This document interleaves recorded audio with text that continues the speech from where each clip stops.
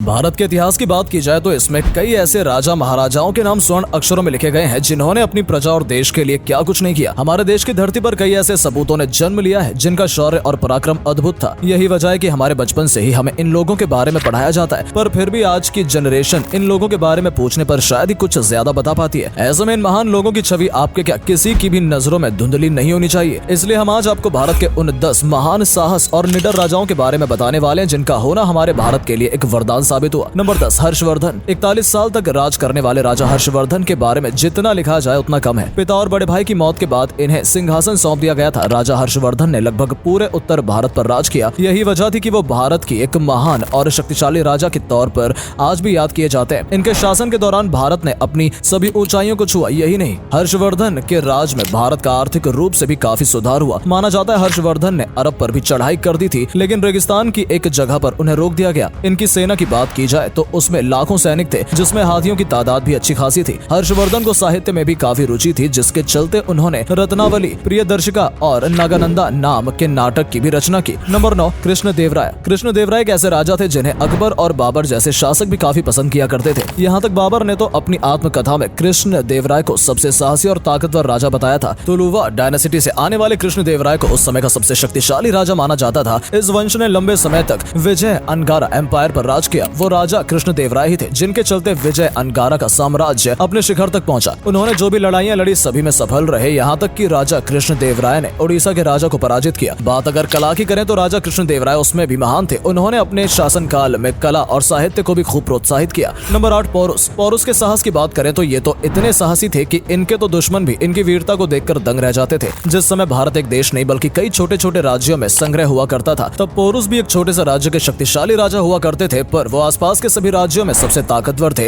इनकी ताकत का अंदाजा तो अब इसी बात से लगा सकते हैं। इन्होंने अलेक्जेंडर द ग्रेट के लगभग 50,000 की सेना के सामने अपने करीब 20,000 सैनिकों को खड़ा करते समय एक बार भी अपनी जान की फिक्र नहीं की। जहां बाकी राजाओं ने अलेक्जेंडर द ग्रेट के सामने घुटने टेक दिए थे, वहीं पोरुस ने अलेक्जेंडर की सेना का डटकर सामना किया था। और तो और इनके व्यवहार से अलेक्जेंडर खुद इतने प्रभावित हुए कि इनके साथ दोस्ती का हाथ आगे बढ़ा लिया। नंबर 7, महाराणा प्रताप। भारत के स्वतंत्रता सेनानी कहे जाने वाले महाराणा प्रताप के शौर्य की गाथा हम सबने अपने बचपन से ही पढ़ी है। 7 फीट 5 इंच के महाराणा प्रताप की ताकत का अंदाजा उनके भाले से लगाया जा सकता है। महाराणा प्रताप का भाला लगभग से 81 किलो का था, जिसे वो हमेशा साथ रखते थे। उनकी 2 तलवार 208 किलो की थी और उनका कवच 72 किलो के आसपास का था। अब आप इसी से इस वीर योद्धा की क्षमताओं का अंदाजा लगा सकते हैं। महाराणा प्रताप एक ऐसे राजा थे जिन्होंने अपनी प्रजा और देश के लिए अपने राज्य तक को छोड़ दिया था और जंगलों में कई सालों तक केवल घास की रोटी खाकर दिन गुजारे थे। महाराणा प्रताप युद्ध के दौरान भी एकदम बराबरी से लड़ते थे, तभी तो दुश्मन की तलवार अगर गिर जाती तो उसे अपनी एक तलवार देकर लड़ा करते थे। यही नहीं, महाराणा प्रताप को जानवरों से एक अलग लगाव था, तभी तो जहां इतिहास में महाराणा प्रताप का नाम स्वर्ण अक्षरों में लिखा है, वहीं उनके वफादार घोड़े चेतक के भी खूब चर्चे हैं। नंबर 6, अशोका। अशोका एक ऐसे सम्राट थे जिनका निशान आज भी हमारे तिरंगे में समाया हुआ है। भारत के तिरंगे पर बना अशोक चक्र इन्हीं की देन है। इनके द्वारा बनाए गए 5 स्तंभ सरनाथ, इलाहाबाद, वैशाली, दिल्ली और सांची को आज देखने के लिए दूर दूर से लोग आते हैं। इतिहास गवाह है कि शुरुआती दिनों में जो राजा बेहद क्रूर होने की वजह से जाना जाता था, वहीं एक समय पर अपनी दरिया दिली के चलते देवप्रिया के नाम से जाना जाने लगा। एक समय था जब अशोका ने गद्दी का सुख भोगने के लिए अपने ही 99 भाइयों को मौत के घाट उतार दिया था, पर कल को जीतने के लिए जब लाखों लोगों का खून पानी की तरह बहाया तो अशोका का दिल ये देखकर सहम गया और उन्होंने ये सब छोड़ शांति और प्रेम से रहने की ठान ली। सम्राट अशोका ने अपने आदेशों और आदर्शों को लोगों तक पहुंचाने के लिए कई मूर्तियों और स्तंभ का निर्माण किया जिन पर आदर्श वाक्य और आदेश लिखे गए थे। नंबर 5, अकबर। भारत के इतिहास में अकबर का शासन बहुत महत्वपूर्ण माना जाता है। अकबर ने मुगल साम्राज्य को 3 गुना ज्यादा बढ़ा दिया था। जहां एक तरफ वो अपने राज्य को बढ़ाने पर ध्यान देते थे, तो वहीं उन्होंने महिलाओं, धर्म और शिक्षा के लिए भी कई ऐसे काम किए जिन्हें भुलाया नहीं जा सकता। मुगल काल में अकबर इकलौते राजा थे जिन्होंने हिंदू मुस्लिम एकता पर जोर दिया। साथ ही खुद कम पढ़े लिखे होने के बाद भी इन्होंने कई पुस्तकालय का निर्माण कराया जिनमें कई भाषाओं के किताबों का भंडार था। इसके साथ ही अकबर ने अपनी प्रजा की बेहतरी के लिए एक से बढ़कर एक योजनाएं बनाई। अकबर की अगर सेना की बात की जाए तो वो भारत के सबसे ताकतवर सेनाओं में से एक थी, पर अकबर अपनी सेनाओं का कम बल्कि अपनी तेज बुद्धि का ज्यादा इस्तेमाल किया करते थे। तभी तो ये केवल संघ और शादियों के जरिए ही कई राज्य जीत लिया करते थे। नंबर 4, समुद्रगुप्त। गुप्त राजवंश के दूसरे राजा और भारत के नेपोलियन कहे जाने वाले समुद्रगुप्त को कौन नहीं जानता। बचपन से ही अपनी बेहतर क्षमताओं के चलते पिता समुद्रगुप्त प्रथम ने उन्हें अपना उत्तराधिकारी घोषित कर दिया, जिसके बाद तो पूरे भारत में सिर्फ समुद्रगुप्त का ही राज था। इन्होंने अपने दम पर नॉर्थ से लेकर साउथ तक पूरे भारत को फतेह कर लिया था। इनके पास जो सेना थी